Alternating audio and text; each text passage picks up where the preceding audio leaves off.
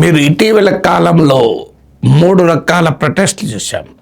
మొదటిది form loss, వ్యవసాయ చట్టాలకు వ్యతిరేకంగా దేశవ్యాపితంగా రైతాంగ పోరాటం.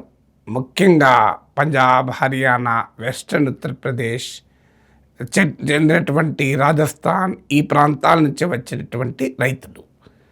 రెండవ ప్రొటెస్ట్ చూసాం నోయిడా అండ్ దేశ రాజధాని పరిసర ప్రాంతాల్లో పెద్ద సంఖ్యలో కార్మికులు రోడ్ల మీదకి వచ్చి తీవ్ర నిరసన తెలిపారు. మా వర్కింగ్ కండిషన్స్ బాగాలేవు, మా వేతనాలు బాగాలేవు అని.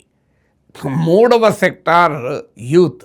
మీకు ముఖ్యంగా నార్త్ ఇండియా నుంచి వచ్చినటువంటి యూత్ ప్రధానంగా జంతర్ మంతర్ వద్ద లక్షల సంఖ్యలో పెద్ద ఎత్తున పోరాడారు. సో ఈ 3 రకాల సెక్షన్లను మీరు గమనిస్తే, ఒకరేమో రైతాంగం, రెండవ సెక్షన్ కార్మిక వర్గం, మూడవ సెక్షన్ రైతులు, కార్మికులే కాదు మధ్యతరగతి కుటుంబాలు, వారి బిడ్డలు. సో ఈ 3 రకాల సెక్షన్లు ఇటీవల కాలంలోనే, మీకు లాస్ట్ ఫ్యూ ఇయర్స్లోనే తీవ్రమైన నిరసనలు తెలిపారు. మరి ఈ 3 నిరసనలకు కారణం ఏంటి? ఈ 3 నిరసనల వెనకాలన్న పొలిటికల్ ఎకానమీ ఏంటి? ఈ పొలిటికల్ ఎకానమీలో కారణం ఏంటంటే, దేశం ఆర్థికంగా వృద్ధి చెందలేదా? మరి ఈ సెక్షన్లు ఎందుకు ఆందోళనలో ఉన్నాయి? ఖచ్చితంగా దేశం ఆర్థికంగా వృద్ధి చెందింది. ఇప్పటికీ కూడా మనం 6 to 7% ఎకనామిక్ గ్రోత్ రేట్ ఉంది. పాండమిక్ తర్వాత కూడా ప్రపంచంలోనే అత్యంత వేగంగా వృద్ధి చెందుతున్న దేశం భారతదేశం. It is the fastest growing economy. Especially China economic growth తగ్గిపోయాక India is the fastest growing economy. Top 5 ఎకానమీస్లో ఇండియా ఒక ర్యాంక్ అటు ఇటు స్లిప్ కావచ్చు, కానీ ఓవరాల్గా టాప్ లార్జెస్ట్ ఎకానమీస్లో మనము ఉన్నాం. మరి అలా ఉన్నప్పుడు ఎందుకని మరి ఈ సెక్షన్ల ప్రజలు రోడ్ల మీదకి వస్తున్నారు? మీకు ఇండివిజువల్ ఇష్యూస్గా కనబడవచ్చు. రైతులేమో వ్యవసాయ చట్టాలకు వ్యతిరేకంగా, కార్మికులేమో మాకు సరిగా వేతనాలు లేవని తిరగబడచ్చు, యువత ఎగ్జామినేషన్ రిఫార్మ్స్ వీటిపైన తిరగబడచ్చు. కానీ వీటి వెనకాల ఉన్నటువంటి common factor, what is happening in the Indian economy. What is happening in the Indian economy అంటే, మీకు last 4 decades of economic growth మోడల్ని చూస్తే ఇండియాలో ఏ సెక్టార్స్ డెవలప్ అవుతున్నాయని మీరు గమనించండి. ఎకనామిక్ స్పేసు, ల్యాండ్, మార్కెట్స్ ఇవన్నీ కూడా ఒక సెక్షన్ను పక్కకు పడేసి, ఎక్స్క్లూడ్ చేసి మరో సెక్షన్ను బెనిఫిట్ చేస్తుంది మీకు. అందువల్ల మీరు ఎకనామిక్ గ్రోత్ చూడండి, లాస్ట్ 4 decades మీరు ఎకనామిక్ గ్రోత్ చూస్తే టాప్ 10% ఆఫ్ ఇండియన్ సొసైటీలో ఉన్న వారి income, per capita income, next 40% of Indian సొసైటీతో పోలిస్తే అట్లీస్ట్ 5 times ఎక్కువ ఎకనామిక్ గ్రోత్ జరిగింది. అంటే గ్రోత్ అనేది ఐలాండ్స్ లాగా ఎమర్జ్ అయింది. మీరు ఇప్పుడు దీనికి గణాంకాలే కాదు, మీకు సింపుల్ అబ్జర్వేషన్ కనబడుతుంది. హైదరాబాద్లో మీరు చూడండి, ఒకవైపు ఏమో gated communities, attractive villas, luxury apartments, వేల ఎస్ఎఫ్టీలో, మరోవైపు ఏమో 1 రూములో 2 రూముల్లో రెంట్లు కట్టలేని జనం. ఈ తేడాని ఏమని అర్థం చేసుకోవాలి? ఈ తేడాకు కారణం ఏంటంటే, గ్రోత్ విత్ ఇంక్లూజన్ కాకుండా గ్రోత్ విత్ ఎక్స్క్లూజన్ జరిగింది. ఈ గ్రోత్ విత్ ఎక్స్క్లూజన్ అంటే కొంతమంది సెక్షన్లను ఇంక్లూడ్ చేస్తూ ఎక్కువ మంది సెక్షన్లకు ఈ గ్రోత్ అందలేదు. దీనికి కారణం ఏంటి అంటే, మన ఎకనామిక్ క్యారెక్టర్. ఇంతకుముందు చెప్పినట్లు ఈ ఎకనామిక్ గ్రోత్ మోడల్ ఏం చేసిందంటే, land, market, employment, economic space, అలాగే ఇన్కమ్స్, వీటన్నిటినీ ఇంక్రీజింగ్గా కొన్ని సెక్షన్ల నుంచి దూరం చేసింది. ముఖ్యంగా చిన్న సన్నకారు రైతులు, అంటే స్మాల్ అండ్ మిడిల్ పీజెంట్స్, పెట్టి ప్రొడ్యూసర్స్, చిన్న ఉత్పత్తిదారులు, అలాగే పెట్టి ట్రేడర్సు, చిన్న వ్యాపారస్తులు, మీకు ట్రెడిషనల్ ఆర్టిజాన్స్ అంటే సాంప్రదాయ వృత్తులు చేసుకునేవారు, మీకు గ్రామాల్లో మనకు వడ్రంగి, కంసలి, మీకు గోల్డ్ స్మిత్, బ్లాక్ స్మిత్, ఇలా రకరకాల వృత్తులు చేసుకునే సాంప్రదాయ ఆర్టిజాన్స్, మీకు అటవీ ప్రాంతాల్లో ఉండే ఆదివాసులకు కావచ్చు, ఫారెస్ట్ డీలర్స్ కావచ్చు, ఇలాంటి వారి నుంచి గ్రోత్ దూరంగా వెళ్ళిపోయింది వృద్ధి. ఎవరికి వెళ్ళింది ఇది అంటే top 10% of the sector, more formal corporate సెక్టార్కి ఎకానమీ గణనీయంగా అభివృద్ధి అయింది. అందుకే మీరు చూడండి కార్పొరేట్ ప్రాఫిట్స్ ఏ స్థాయిలో పెరిగాయో మీరు చూడండి. దానివల్ల ఒక స్మాల్ సెక్షన్కు ఉద్యోగాలు పెరిగాయి, ఓ స్మాల్ సెక్షన్స్కి ఇన్కమ్స్ పెరిగాయి, ఓ స్మాల్ సెక్షన్స్కు ఆపర్చునిటీ పెరిగాయి. దీన్నే మీకు కళ్యాణ్ సన్యల్ అనే ఆర్థికవేత్త రీథింకింగ్ క్యాపిటలిస్ట్ డెవలప్మెంట్ అనే పుస్తకంలో డిస్పొసెషన్ వితౌట్ అబ్జార్ప్షన్ అంటాడు. అంటే అగ్రికల్చర్ సెక్టార్ నుంచి మీకు ఆదాయమేమో వెళ్ళిపోయింది, అగ్రికల్చర్ సెక్టార్ పైన ఆధారపడేవారు అలాగే మిగిలిపోయారు. సాధించినంత స్థాయిలో మ్యానుఫ్యాక్చరింగ్ డెవలప్ కాలేదు. సర్వీసెస్ సెక్టార్ ఏమో ఇచ్చేటువంటి ఎంప్లాయ్మెంట్ రిలేటివ్లీ స్మాల్ ప్రపోర్షన్కి ఇస్తారు. అందుకే మీకు రూరల్ అర్బన్ ఇన్ఈక్వాలిటీసు, ప్రజల మధ్య ఇన్ఈక్వాలిటీసు, రంగాలు అగ్రికల్చర్ పైన ఆధారపడ్డ వారి ఆదాయం ఎలా ఉంది, సర్వీస్ సెక్టార్ పైన ఆధారపడ్డ వాళ్ళ ఆదాయం ఎలా ఉందో మీరు చూడండి. సో ఈ డిఫరెన్షియల్ అనేది ఎకానమీలో ఎప్పుడైతే వచ్చిందో దాని నుంచి ఒక లార్జ్ సెక్షన్ ఆఫ్ యూత్ తమ కుటుంబాలకు ఎక్కడ సోషల్ మొబిలిటీ లేదు, ఎకనామిక్ మొబిలిటీ లేదు. అది జరగాలి అంటే అనివార్యంగా తమకు చదువు, ఉద్యోగం తప్ప మరో మార్గం లేదని ఎడ్యుకేషన్, ఎంప్లాయ్మెంట్ పైనే వారి సోషల్ అండ్ ఎకనామిక్ మొబిలిటీ ఆధారపడి ఉంది. కానీ పేపర్ లీక్స్ కావచ్చు, పరీక్షల్లో జరుగుతున్న అవకతవకలు కావచ్చు, జాబ్ ఇన్సెక్యూరిటీస్ కావచ్చు, టాక్సిక్ వర్క్ కల్చర్ కావచ్చు, ఇవన్నీ కూడా ఆ ఎడ్యుకేషన్ అండ్ ఎంప్లాయ్మెంటే తమకు సోషల్ అండ్ ఎకనామిక్ మొబిలిటీ ఇస్తుంది అనుకుంటే ఆ దానిపైనే విశ్వాసం సడలడంతో వాళ్ళంతా రోడ్డు మీదకి రావటానికి ఒక ముఖ్య కారణం. మనము పొలిటికల్ ఎకానమీ ఆఫ్ ఎకనామిక్ గ్రోత్ను ఈ ప్రొటెస్ట్లను గనక చూస్తే మనకు అర్థమయ్యేటువంటి కీలకమైన అంశం ఇది. ఇలా ఒకవైపు మోడర్న్ ఎకానమీ బాగా థ్రైవింగ్, వైబ్రెంట్ ఎకానమీ కనబడుతుంది. అది సృష్టిస్తున్న సంపద మీకు మెగా నగరాల్లో, మెట్రోపాలిటన్ నగరాల్లో కనబడుతుంది. రోడ్డు పైన మనం కార్లు చూసినా, లక్షల విలువైన బండ్లు చూసినా, ఆకాశ అర్మ్యాల్ లాంటి అపార్ట్మెంట్లు చూసినా, అందమైన విల్లాలు చూసినా, ఇవన్నీ కూడా మోడర్న్ ఎకానమీ క్రియేట్ చేస్తున్న సంపద. మరోవైపు రూరల్, నేను ఇంతకుముందు చెప్పినట్లు స్మాల్ పిజెంట్స్, మీకు small scale agriculture, small scale production activity, small scale trading activity, artisans, వీళ్ళందరూ కూడా శిథిలమవుతున్నారు. దీనివల్ల ఆ రంగాల నుంచి వచ్చినటువంటి మ్యాన్ పవర్కు ఈ మోడర్న్ ఎకానమీ జాబ్స్ క్రియేట్ చేయలేకపోతుంది. మోడర్న్ ఎకానమీ క్రియేట్ చేసిన జాబ్స్ 10 to 12% ఆఫ్ ద పాపులేషన్ని మించి ఇతరులను అబ్జార్బ్ చేసుకోలేకపోతుంది.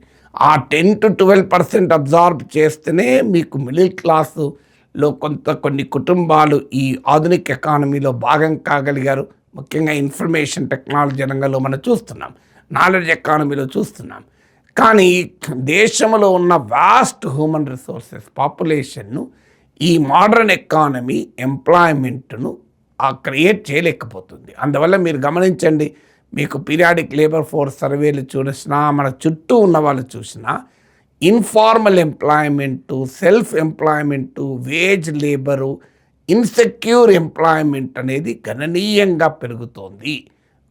కన్ఫర్మ్డ్ ఒక salary jobs, assured incomes, assured upward mobility అనేది స్మాల్ సెక్షన్కు మాత్రమే పరిమితమవుతుంది. అందువల్ల ఈ ఎకనామిక్ గ్రోత్ వల్ల ఆ సెక్షన్ సాటిస్ఫై అయినా large section of middle class, ముఖ్యంగా అలాగే శీతలమైనటువంటి రంగాలకు చెందిన కుటుంబాలలో ఆ అశాంతి, అన్రెస్ట్ అనేది స్పష్టంగా కనబడుతుంది.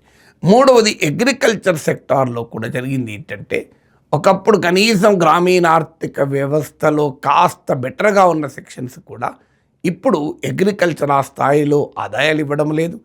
వ్యవసాయం జాతీయ ఆదాయంలో అగ్రికల్చర్ షేర్ ఏమో రోజు రోజుకు తగ్గిపోతుంది. కానీ ఇప్పటికీ నియర్లీ 50% ఆఫ్ ద పాపులేషన్ ఉపాధి కొరకు, జీవనోపాధి కొరకు అగ్రికల్చర్ పైనే ఆధారపడాల్సి వస్తుంది. ఇప్పుడు జాతీయ ఆదాయంలో 14-15% షేరుని అగ్రికల్చర్ దేశంలో క్రియేట్ అవుతున్న జాబ్స్లో మీకు 50% క్రియేట్ చేస్తుంది. అంటే 50% of the population share in the national income కేవలం 15%. అది కూడా అన్ఈక్వల్గా ఉంటుంది. దీనికి తోడు ల్యాండ్ హోల్డింగ్ సైజు తగ్గిపోతుంది రోజు రోజుకు. మీకు 2010-12 ఆ ప్రాంతంలో 70% of the land where small and marginal farmers. ఇప్పుడు అది కనీసం 73% ఉంటుంది అని అంటున్నారు. ఒకప్పుడు 2/3 ఉండేది, పెరుగుతూ ఇప్పుడు 3/4 ఆఫ్ ఇండియా ల్యాండ్ ఓనర్స్ కేవలం లెస్ దెన్ 5 acres ఉన్నవారే. సో అందువల్ల అగ్రికల్చరల్ ఎకానమీ కూడా దానిపై ఆధారపడ్డ వారు ఎక్కువైపోయారు. దాని నుంచి ఆదాయాలు తగ్గిపోయాయి. దానివల్ల మీకు వారు కూడా ఏం ఆశిస్తున్నారంటే, మా బిడ్డ ఏదైనా ఒక టెక్నికల్ కోర్సులో, మెడికల్లో, ఇంజనీరింగ్లో చేరి ఏదో ఒక గవర్నమెంట్ జాబ్ తెచ్చుకుంటే మా లైఫ్ బెటర్ అవుతుంది అనేది కనబడుతుంది.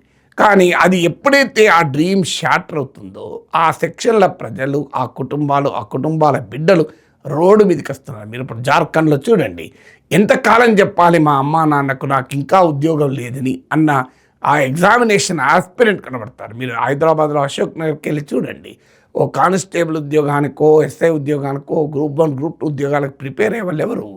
చాలా మీకు rich and upper middle class sections వాళ్ళకి కారు. వాళ్ళందరూ ఎక్కువ మంది నేను ఇంతకుముందు చెప్పిన శిథిలమవుతున్న అగ్రికల్చర్ నుంచి పెట్టి ట్రేడర్సు, పెట్టి ప్రొడ్యూసర్సు, ఇలాంటి స్మాల్ అండ్ మార్జినల్ ఫార్మర్స్కు కుటుంబాలకు ఆర్టిజాన్స్, ఈ కుటుంబాలకు చెందినటువంటి బిడ్డలే ఎక్కువ మంది కనబడతారు. మీకు అందుకే గమనించండి, జంతర్ మంతర్ ప్రొటెస్ట్లో, కాక్రోచ్ ప్రొటెస్ట్లో ఎక్కడ చూసినా వినబడ్డ స్లోగన్స్ ఏంటంటే జై భీమ్ అన్న స్లోగన్ వినబడ్డది. అలాగే ఇంక్విలాబ్ జిందాబాద్ అన్న స్లోగన్ వినబడ్డది.